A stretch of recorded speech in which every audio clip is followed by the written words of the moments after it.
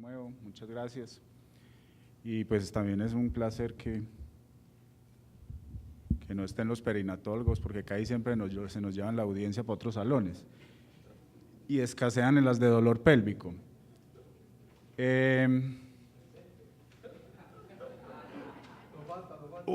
Bueno, no tengo ningún conflicto de interés. Vamos a desarrollar esta presentación. Le ruego que Fernando me avise cuando me falten 2 minutos, porque inicialmente creía que era de 30 minutos, entonces vamos a correr un poquito. Entonces vamos a hablar de generalidades, de historia clínica, de metas y componentes del examen físico y de conclusiones. O sea, esta conferencia es muy clínica básicamente. Recordemos pues que el dolor es una experiencia desagradable, no solo sensorial, sino que en muchas de las pacientes puede haber un daño real o potencial, ¿sí? Eso se los voy a explicar más adelante qué quiere decir eso, ¿sí? Además es una colección compleja de múltiples e intrincadas percepciones aprendidas que cambian con el tiempo. El fenómeno de autoprotección que caracteriza el dolor agudo se modifica o se empieza a modificar en las pacientes de dolor crónico. Ahí va la primera diferencia entre dolor agudo y crónico. El dolor crónico se considera por las diferentes sociedades internacionales que debe durar más de 3 meses, que no debe estar relacionado con el cáncer y solo la localización para el caso del dolor pélvico crónico debe ser en la pelvis anatómica, pared abdominal por debajo del ombligo, región lumbrosacra, cadera, y eso incluye obviamente los genitales externos. Debe ser de una severidad que cause incapacidad, que obligue o que incite a las pacientes a buscar asistencia y que con el tiempo empiecen a desarrollar consecuencias negativas en su calidad de vida. Otro dato muy importante, la ausencia de hallazgos clínicos positivos no debe minimizar el significado del dolor. ¿Y qué quiere decir esto? A la señora que llega con un dolor crónico y el examen clínico aparentemente es negativo, no hay que decirle, mire señora, usted no tiene nada, bien pueda tenga su remisión para el psiquiatra. Aclaro que no tengo nada contra los psiquiatras, nos acompañan muchísimo en la unidad para tratamiento de pacientes. ¿Sí? Y lo otro es que el examen físico normal no descarta que esa paciente no tenga una causa del dolor, probablemente no está completamente evaluada o mal evaluada como dicen las guías internacionales. El síndrome de dolor pélvico crónico, que es el término que se viene acuñando ya desde hace un tiempo, debe durar más de 6 meses, debe limitar las actividades cotidianas, se asocia en un alto porcentaje de depresión. Ojo que empieza el sistema nervioso central a cobrar, digamos, factura por ese estímulo crónico. El dolor generalmente es más severo de lo que uno encuentra en el examen físico como estimulante o como generador de dolor, y la terapia usual, lo que generalmente vemos en la atención primaria o en la atención secundaria, no tiene un efecto o el efecto esperado, entonces la paciente va a dar generalmente una unidad de dolor. Esta es la última reunión de la Sociedad de Continencia de este año, en donde tratan de homologar, digámoslo así, o de que todas las personas hablemos los mismos términos en todas partes del mundo, de manera que vamos a empezar a cambiar un poquito las definiciones. No me voy a detener en eso, pero lo que me pareció más importante de esto, que está fresquito de ahorita de septiembre, es que insisten en que los que manejemos dolor pélvico crónico y los que empiecen a orientarlo desde el primer nivel o segundo nivel de atención se enfoquen en estos 9 dominios. Es decir, tenemos que dejar la teoría básica de que si la señora no tiene endometriosis o la señora no tiene un síndrome adherencial, entonces señora, remisión para donde el psiquiatra nuevamente, ¿sí? Ese enfoque lo tenemos que cambiar. Entonces, ¿cuáles son esos 9 dominios? El tracto urinario inferior, 50% de las mujeres con dolor pélvico crónico tienen compromiso vesical. Genitales femeninos, ya vamos a hablar de vulvodynia, de mialgia del piso pélvico, incluyen a los hombres, sí señora, 1 de cada 7 personas con dolor pélvico crónico es un hombre, ¿sí? Incluyen el sistema gastrointestinal, musculoesquelético o dominio, neurológico, psicológico, sexual y comorbilidades, es decir, nos invitan a que pensemos de una manera más holística, de que veamos a la paciente desde todos los puntos de vista posibles.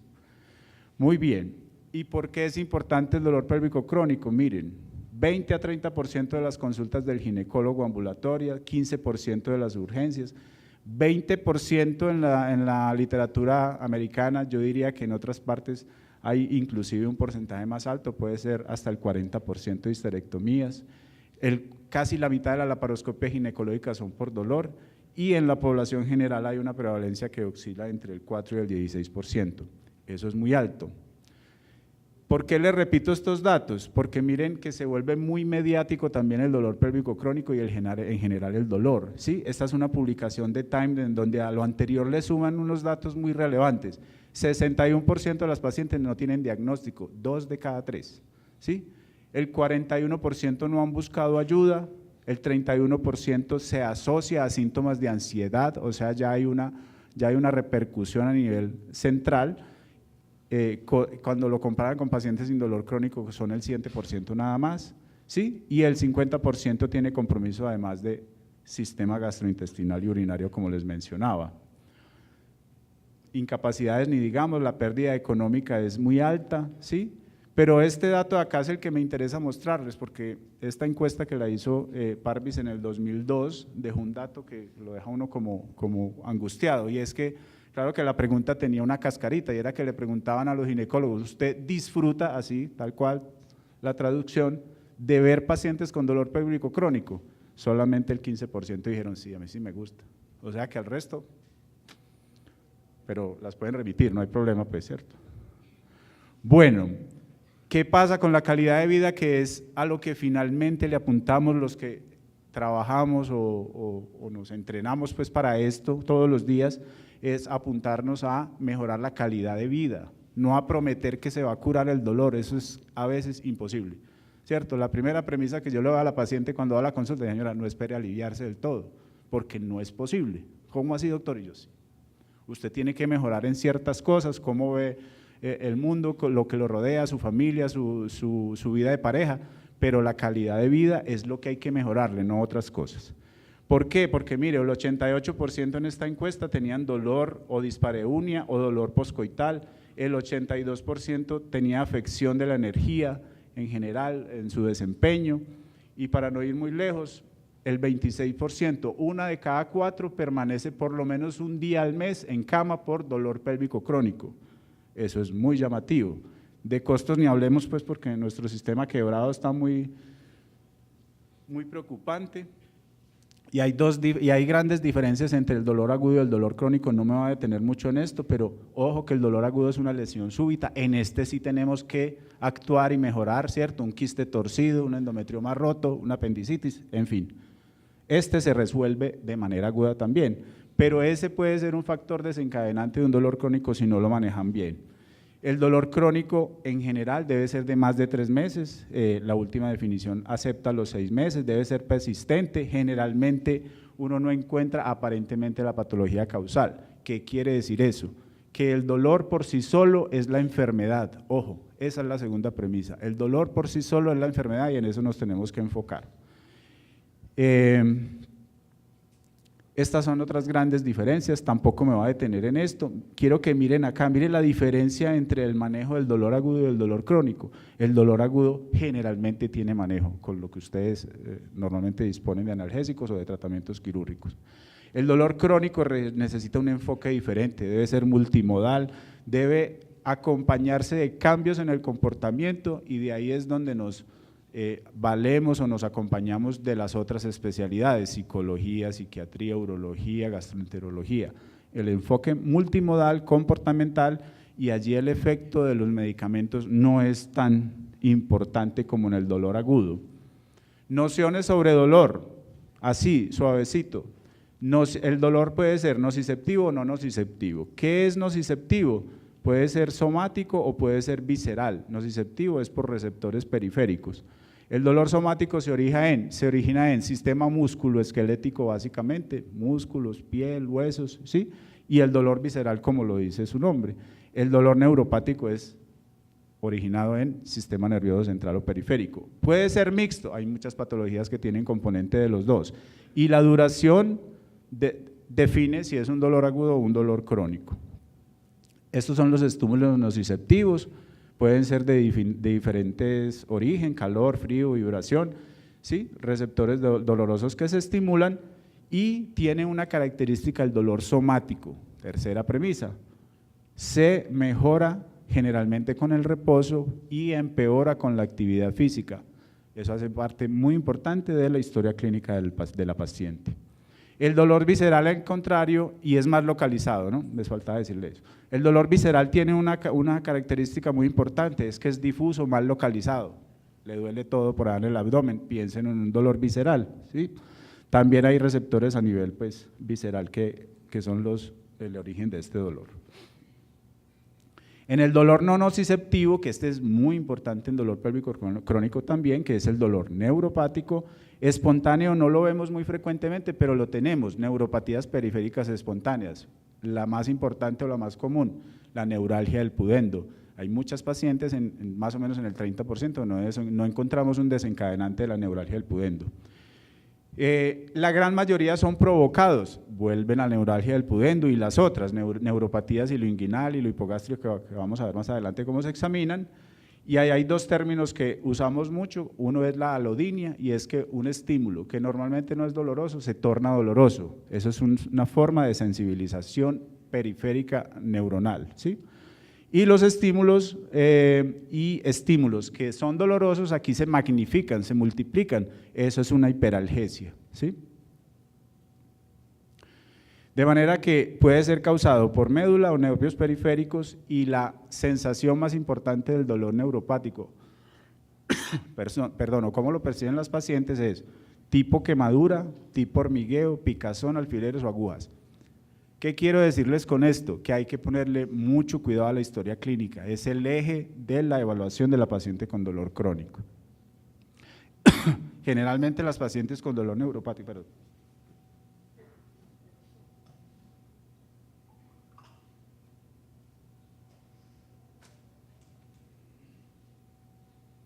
con excepción de las que tienen un atrapamiento neural, tienen dolor en oleadas, se mejoran por días y recaen con esas manifestaciones. Y puede ser difuso, mal localizado en la zona de referencia del nervio. De manera que aquí entramos entonces a lo que es importante o más importante para nosotros, que es la historia clínica y el examen físico. Y aquí es donde nos concentramos, ¿sí? Le ponemos atención a la paciente. Tenemos unos cuestionarios y todo esto, pero generalmente se los damos después de la primera consulta. En la primera consulta nos gusta escuchar y contrainterrogar, ¿cierto? Pero lo más importante es esto, bien concentraditos, pero pensando, ¿cierto? Entonces la historia clínica es generalmente lo que nos lleva al diagnóstico, ¿sí? Y la idea es minimizar al máximo la búsqueda de ayudas diagnósticas. A veces se piden muchas cosas pues, innecesarias y muy costosas, ¿sí? Además, esto también es muy importante, el papel terapéutico que tiene escuchar a la paciente. A veces cuando llegan los residentes y nos ven en la consulta dicen, bueno doctor, pero ¿cómo así? Usted lleva 40 minutos con esa paciente. Y yo, pues la paciente es la primera vez que viene y yo tengo que escucharla. Esa paciente sale de ahí diciendo, hombre doctor, usted ha sido el único en estos 10 años que me ha puesto cuidado. No le hice nada, ni la toqué, ni le pedí un examen, le dije, no, simplemente mire, tenga estos cuestionarios, venga a la próxima cita, vamos a examinar, muchas veces ni las examino la primera cita. ¿Por qué? Porque hay que crear una buena relación médico-paciente, son pacientes prevenidas, vienen, como decimos nosotros, vienen muy toreadas a veces, ¿cierto? Hay que generarles las expectativas que son, ¿sí? Hay que decirles que no hay resultados a corto plazo, los resultados son a largo plazo, ¿cierto? Y acuérdense que es calidad de vida, no curación del dolor. Y eso solamente con que uno le preste atención, la paciente lo valora muchísimo. Escuche, déjela que cuente la historia, ¿sí?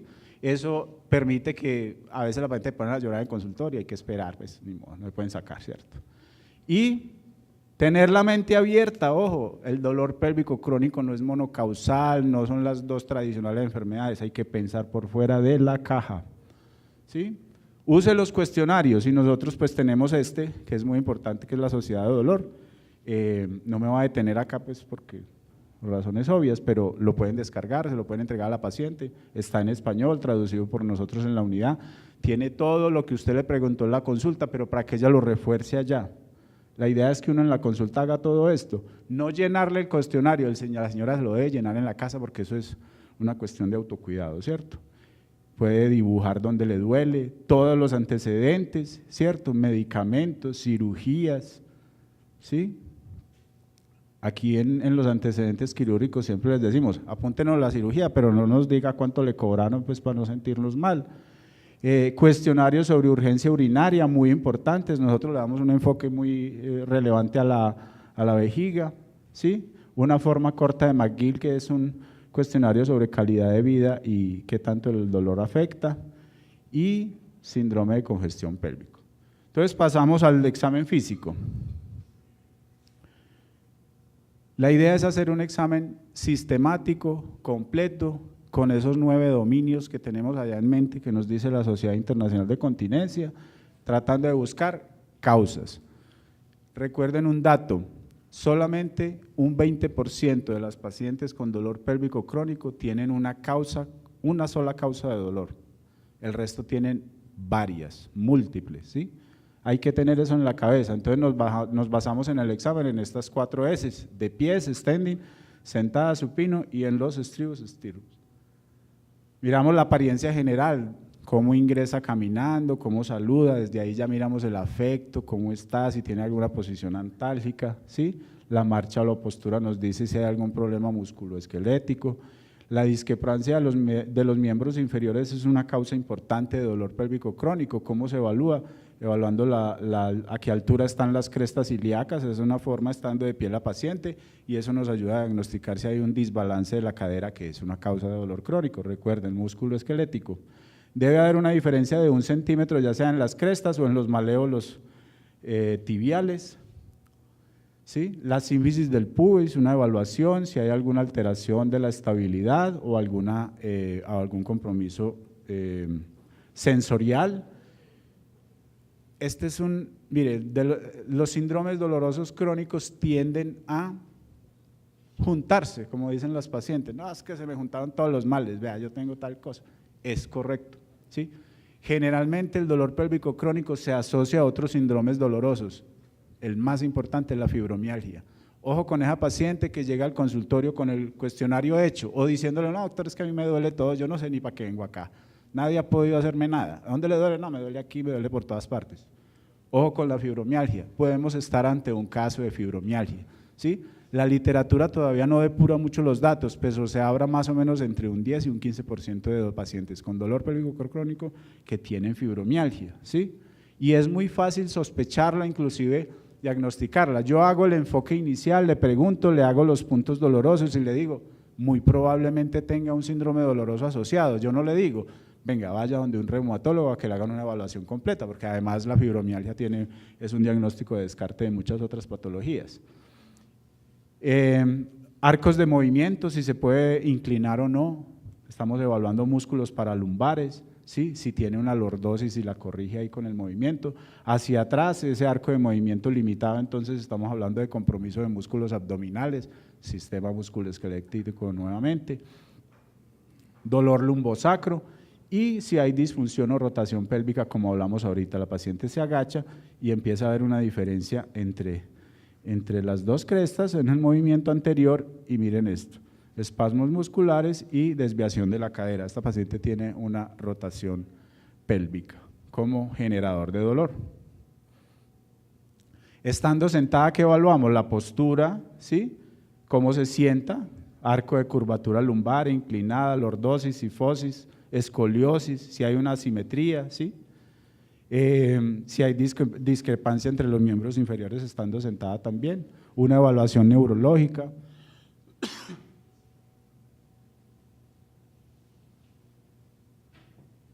¿Eso qué incluye? Si puede hacer o no varios movimientos de los miembros inferiores. Acá depende de si la paciente empieza a referir síntomas de neuropatía periférica, hacemos todo este examen, si no lo obviamos, pues porque tampoco es de nuestro campo pues, exclusivamente. Y una evaluación general. Ya acostada, ¿qué hacemos? También inspeccionamos, buscamos masas y dolor abdominal, buscamos puntos gatillos, que son puntos de generación de dolor en el sistema musculoesquelético. se están relacionados pues con los dermatomas que inervan esa zona de la pared, ¿sí? Y se reproducen palpando superficial con una presión lo suficiente para que el pulpeo se vuelva blanca. Eso hablan más o menos de 1 a 3 kilogramos de presión, debe ser entre 1 y 3 segundos y hay que preguntarle si eso le genera o no dolor o simplemente ver la actitud de la paciente ante el impulso, ante el estímulo. El test de Carnet lo que nos permite es diferenciar si un dolor es originado en la pared abdominal o es de origen profundo visceral. Es altamente sensible y específico, simplemente una maniobra de Valsalva que comprima el abdomen, lo más fácil es hacer un abdominal, ¿cierto? Y se explora de nuevo la pared abdominal. Si el dolor es superficial, si persiste, es un dolor de la pared abdominal. Si se elimina el dolor, es un dolor profundo, nada que ver con el sistema musculoesquelético. El test de Carnet, ese es el test de Carnet. Los puntos ováricos nos ayudan con el síndrome de congestión pélvica, es una línea trazada entre el ombligo y la espina ilíaca anterior superior, más o menos a mitad de recorrido, una palpación profunda, si eso le genera dolor profundo, ¿sí? Profundo. También se habla de una buena sensibilidad de ese test. Las cicatrices hay que evaluarlas también, ¿sí? Y eso es muy importante, la evaluación neurológica. Recuerden que esta es la principal causa de neuropatía ilioinguinal y hipogástrica y son las incisiones que hacemos en ginecología o en obstetricia. La sensación que dan esos atrapamientos neurales, recuerden el dolor neuropático, quemadura. 2 minutos. Ok, listo. Hernias también evaluamos y en posición de supino pues evaluamos la neuropatía como les mencionaba, territorio del ilioinguinal y hipogástrico, acá, ¿sí? Recuerden que el nervio emerge más o menos a 1 centímetro de la espina ilíaca anterior superior y el ilioinguinal discurre por el canal inguinal y el iliohipogástrico toma un trayecto más medial hacia la sínfisis del pubis. Es una de las neuropatías que más comúnmente vemos. Prueba de la SEC, no me voy a detener acá. Test del nervio obturador, es infrecuente en personas jóvenes, ya en pacientes perimenopáusicas por causa de las mallas transobturadoras es frecuente encontrar esta neuropatía. Y en los estribos, pues entonces hacemos una inspección, hacemos el test del aplicador, que básicamente busca puntos dolorosos para vulvodynia, ¿sí? O hacemos un test de sensibilidad para evaluar las 3 ramas del nervio pudendo. Pueden encontrar fácilmente pues cuáles son los criterios para el nervio pudendo en la literatura. Evaluamos el tono muscular, este es el pinprick para el nervio pudendo, ¿sí? Los cambios asimétricos son los que más nos influyen pues para esto. Voy a seguir acá, entonces mialgia pues del piso pélvico, evaluamos músculos, los 3 componentes, el fenómeno de Valeix para el nervio pudendo. Me disculpan que va a pasar un poco aquí rápido, pero para no entorpecer las otras conferencias, entonces vamos a las conclusiones. ¿Qué podemos decir entonces con respecto al dolor pélvico crónico? ¿Sí? No espere que las ayudas diagnósticas le solucionen el problema de lo que no encontró en la historia clínica o en el examen físico, porque es que las ayudas diagnósticas no van a ir más allá de eso, ¿sí? Excepto que usted sospeche que la paciente tiene una enfermedad muy grave, que le esté sospechando un cáncer o un tumor retroperitonal u otra causa de dolor, ¿sí? Ojo, que las pacientes de dolor crónico, y en esto a veces se equivocan mucho en las urgencias, ay, viene la señora otra vez del dolor crónico y resulta que tiene una apendicitis, tiene un quiste torcido, tiene un embarazo ectópico. Ojo con eso, ¿sí? Hay que evaluar bien las causas cuando se reagudiza el dolor. Siempre debe esperar más de un diagnóstico en las pacientes de dolor pélvico crónico, ¿sí? El dolor por sí solo es el diagnóstico o es la enfermedad, ojo, hay que enfocarnos en eso. Y siempre hay múltiples generadores, ya sea primarios o secundarios del dolor. Nosotros nos valemos de muchas ayudas, desde el test de Catrol para la cistitis intersticial, de la ecografía transvaginal y Doppler pélvico o la venografía transuterina, que es la que preferimos para el síndrome de congestión pélvica. Hacemos mucha cistoscopia por cuenta de los síntomas vesicales y la resonancia, las imágenes de resonancia pues las reservamos para algunas pacientes con patologías, como les decía, graves o invasivas, como por ejemplo la endometriosis profunda. Ojo con la laparoscopia, generalmente ya nos llegan con 1, 2, 3 laparoscopia, histerectomía, 2 liberaciones de adherencias. Ojo, no es la varita mágica, ¿sí? Tenemos que pensar en otras causas de dolor. Nosotros por escuela y por ética no hacemos laparoscopia diagnóstica en dolor crónico. Cuando hacemos laparoscopia vamos orientados a un manejo que ya tenemos establecido desde antes, o sea que rara vez nos encontramos sorpresas y sabemos que la laparoscopia pues es muy útil en muchas, pues es el estándar de manejo de la patología pélvica. Manejo quirúrgico exclusivo, poco efectivo, excepto en cosas agudas, ¿sí? En pacientes crónicas no, si la paciente no sale con un manejo médico asociado al manejo quirúrgico va a tener poca mejoría sintomática. Bueno, les agradezco mucho la atención.